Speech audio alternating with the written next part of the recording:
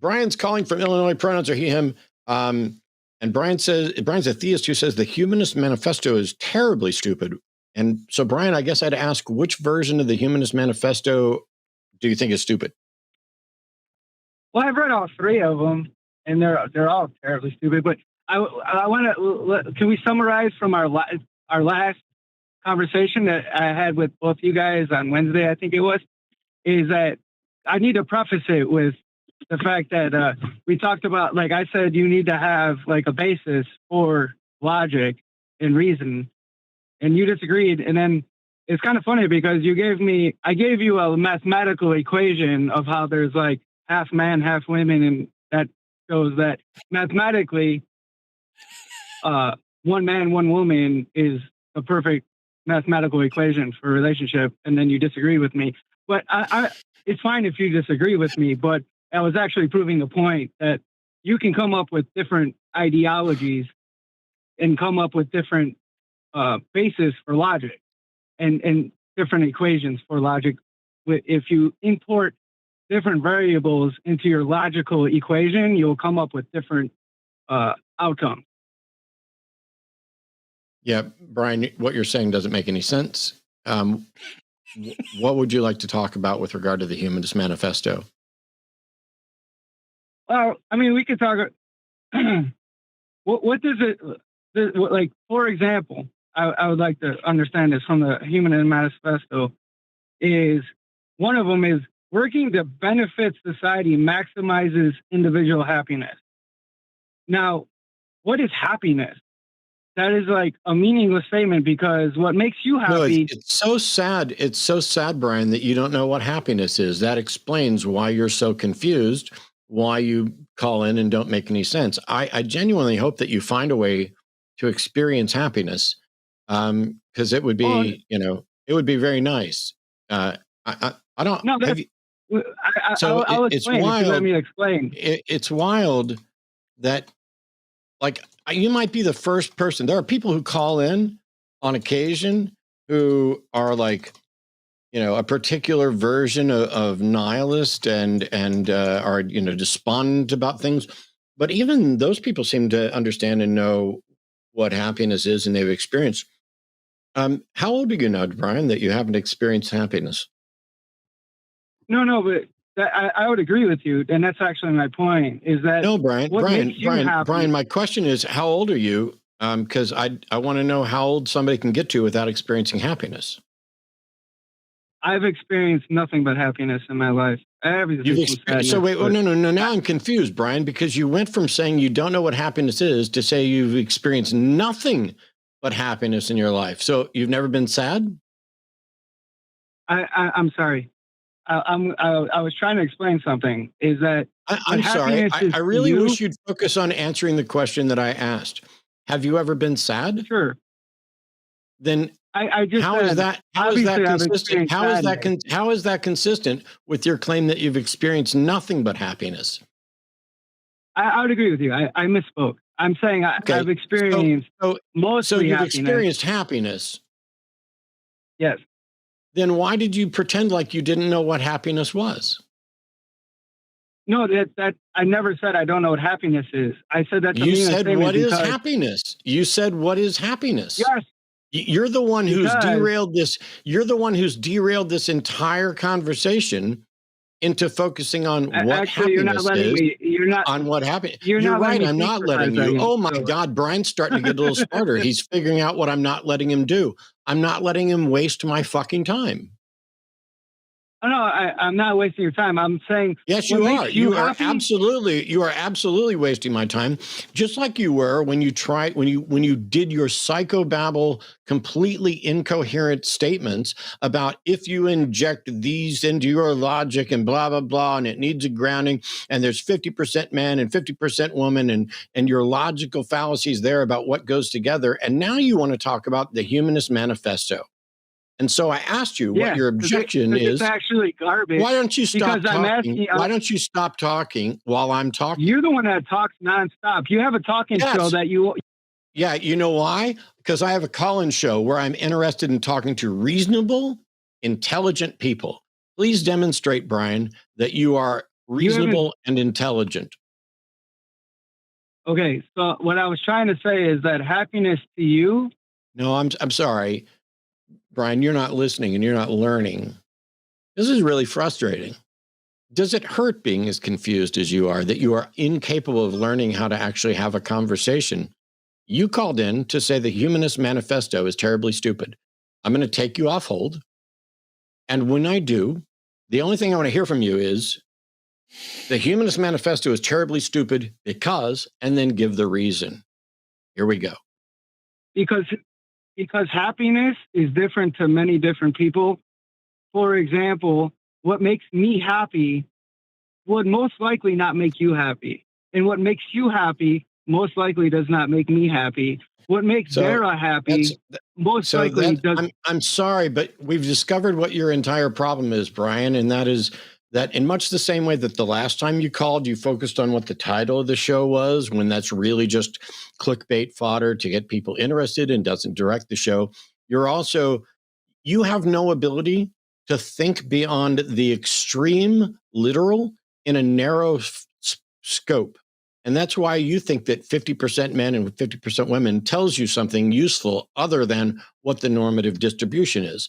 Similarly, you think that when the Humanist Manifesto talks about increasing happiness, that this is a problem because what makes you happy might not make me happy. But do you think that the people who wrote the Humanist Manifesto had never thought of that? It's apparent because all of this is nonsense. It's a word salad of garbage. Okay, goodbye.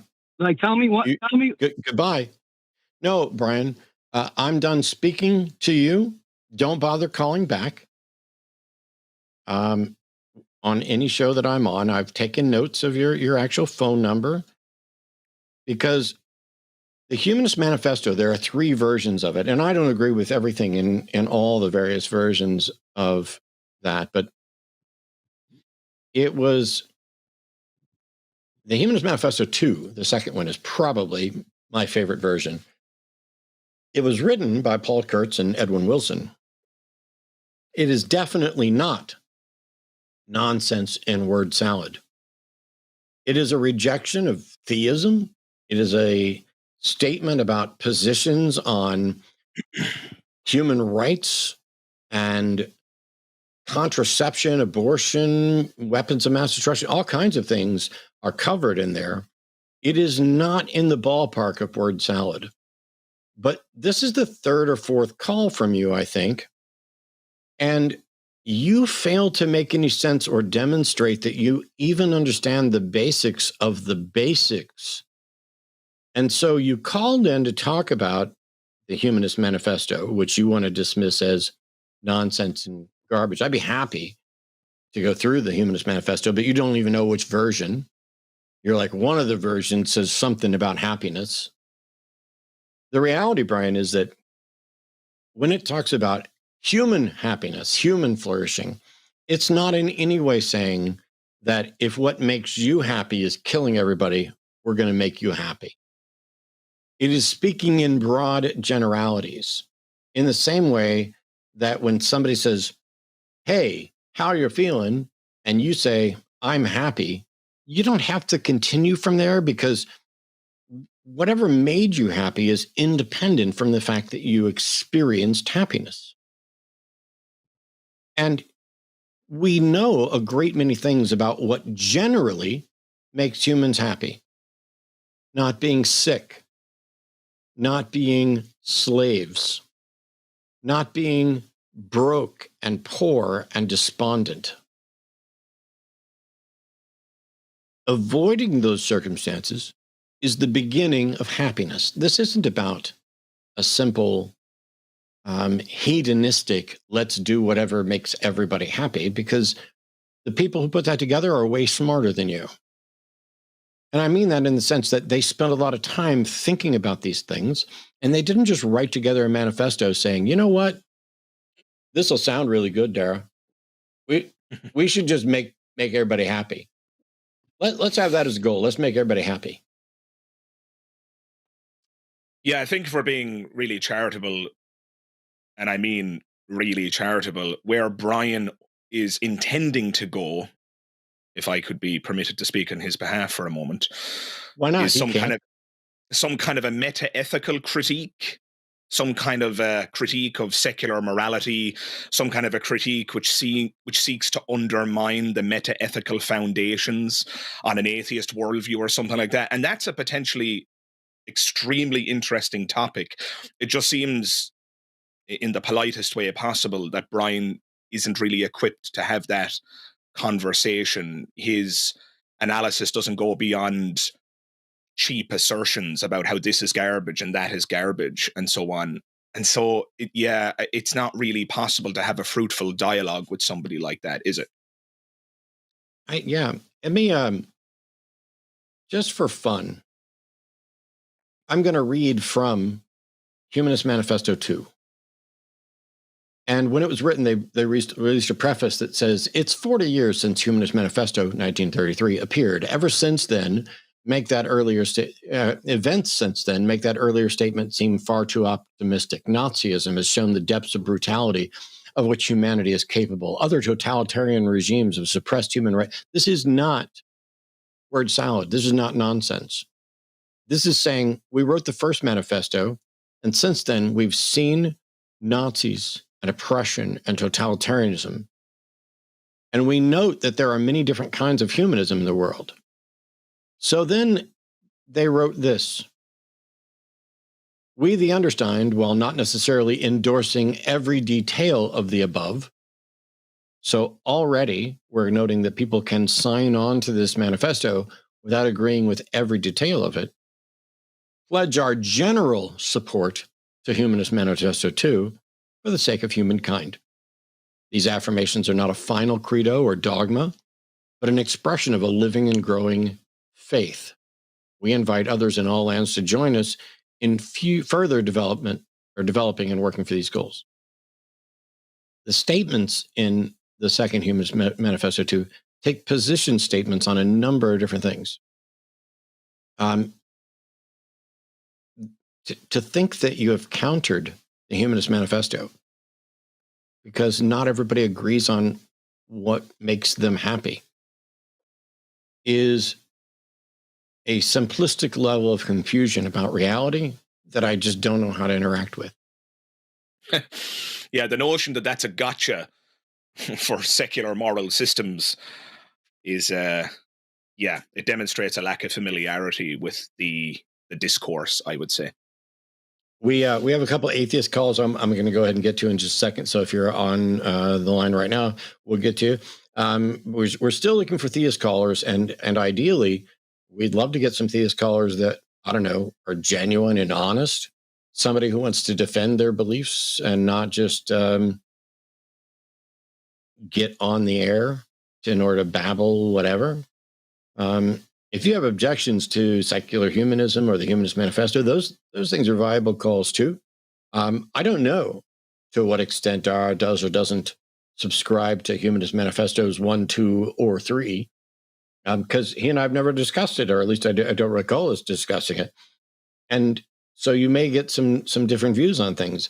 But you know what you won't get is us saying that a well thought out document that espouses ideals,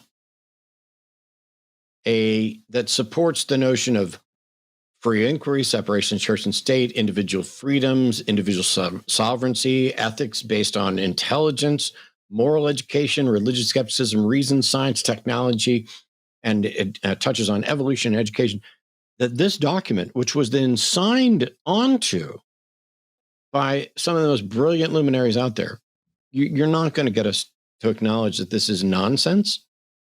What we will acknowledge, and I've acknowledged many times before, is they are imperfect and incomplete. And yet those very documents recognize that from the outset by saying this isn't a dogma and this isn't a final version.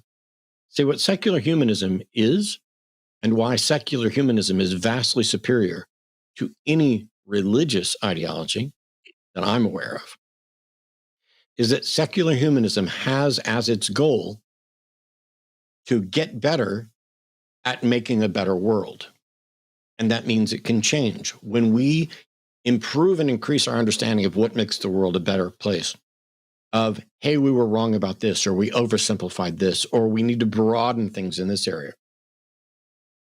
It allows for that change. And it's one of the reasons why when I posted a video a week ago, because Dr. Coyne is incredibly confused or dishonest when discussing gender issues. And so I created a video called Coyne Fused About Gender. It's been overwhelmingly positively received by people out there all over the place, and I appreciate that. But there have been a couple of comments. And one consistent comment is, this seems off topic. This seems like it's beyond the scope. This seems like mission creep. Why do I care what my atheist organizations think about gender? Well, you don't. And this isn't about what atheist organizations think about gender. This is about what your secular organizations think about human rights and dignity, and about science, and about open and honest education that doesn't marginalize and further marginalize a group of people based on sensationalist language.